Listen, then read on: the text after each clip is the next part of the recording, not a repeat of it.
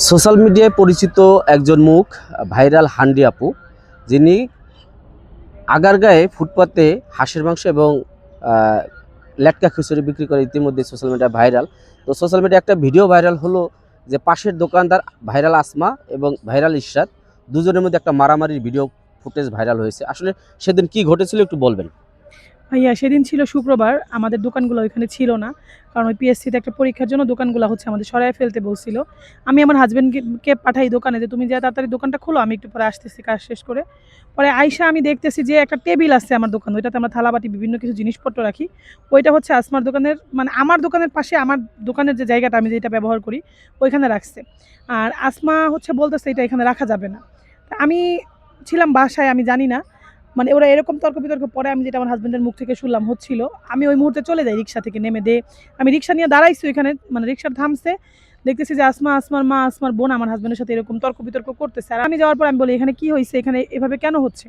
আমি যাওয়ার পরে আসমা হচ্ছে আমাকে অকথ্য বিশ্রী ভাষায় আমাকে গালিগালাজ করতেছে।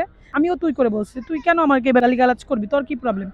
পরে বলতেছে আমার টেবিল এখানে রাখতে দিবেন, আমার টেবিল সরাই। আমি বলছি না, আমার টেবিল এখানেই রাখবো, এই জায়গাটা আমি ব্যবহার করি। পরে হচ্ছে ওই টেবিলটা সহ আমার সব কিছু ও ফালাই দেয় আসমা নিজে। ফালানোর পরেই হচ্ছে ওর ওর মা ওর বোন ও মিলে ভিডিওতে আপনারা যেটা দেখছেন যে আমাকে কিভাবে অ্যাটাক করছে। শুক্রবারে যেহেতু ঘটনাটা হয়েছে, রবিবারে রাতে আমাদের হচ্ছে ওইখানের যে দোকানদাররা আছে সবাই মিলাই দিছে।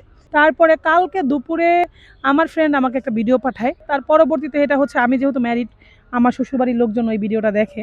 আর মেন অপশনে আসি এখন, ভিডিওটা করলো কে বা ভিডিওটা ভাইরাল করলো কে। ভিডিওটা এখানে একমাত্র করছে আসমার দোকানের ছেলে। তাহলে সেই ভিডিওটা পাবলিকলি ভাইরাল হওয়ার পরে আমি মানুষের কাছে একটু ছোট হয়েছি, আমার কাছে এটা লজ্জা লাগছে। আমি তো তারে মারিই নাই, আমি তো কোনো ভুল করিই নাই। আমার উপরে অন্যায়ভাবে জুলুম করছে তারা, অন্যায়ভাবে অত্যাচার করছে তারা। আপনার সাথে এই যে ঘটনাটা ঘটানোর পিছনে কি কারণ মনে করেন আপনি? আমি মনে করি আমি হাঁস বিক্রি করতেছি, উনি হাঁস বিক্রি করতেছে, হয়তো বা আমার দোকানে ভালো সেল হচ্ছে, এর জন্য উনি এটা করছে। আর একটা ছোট্ট টেবিল কাহিনী করে কেউ এরকম ভাবে ঝামেলা করে না। আমার দোকানটা একদমই ছোট ছিল, ওরকম সেল হইতো না। এখন আল্লাহর রহমতে ভালোই সেল হচ্ছে, ওইটা নিয়েই মনে হয় উনি ঈর্ষান্বিত হয়ে করছে। কোনো আইনি কোনো ব্যবস্থা নিয়েছেন কিনা? না ভাইয়া, আসলে আমি দোকানদার, উনিও দোকানদার। আমি একটা ছোট ব্যবসা করি, উনিও একটা আমার চাইতে একটু বড় ব্যবসা করে। আমি চাই না এগুলা নিয়ে আইনি পর্যায়ে বা কোনো ঝামেলা করতে। আমি এর জন্যই চুপ ছিলাম। আচ্ছা, এই ঝামেলা হওয়ার পর কি আপনাদের দোকান কি খোলা রেখেছেন কিনা, বা এগুলো নিয়ে কোনো সমঝোতায় আসছেন কিনা? আমি তো রবিবারে সমঝোতায় ছিলাম, ওনার সাথে সমঝোতা হয়ে গেছে। কালকে ভিডিওটা ভাইরাল হওয়ার পর আমার একটু প্রবলেম হয়েছে ফ্যামিলিগতভাবে। তারপর আমি কালকেও দোকান খুলছিলাম, খোলার পরে হচ্ছে অনেক কন্টেন্ট ক্রিয়েটর, ওইখানেও অনেক লোকজন যায়, অনেকেই দোকানদার, আশেপাশে বিভিন্ন মানুষ আমাকে যা জিজ্ঞেস করতেছে যে কি হয়েছে আপনাদের, কেন হয়েছে, কেন করছেন, বা কি সমস্যা আপনাদের, মানে বিভিন্ন কিছু নিয়ে। তখন হচ্ছে আমি দোকানটা অফ করে কালকে চলে যাই, আজকেও এই কারণে দোকানটা অফ রাখছি।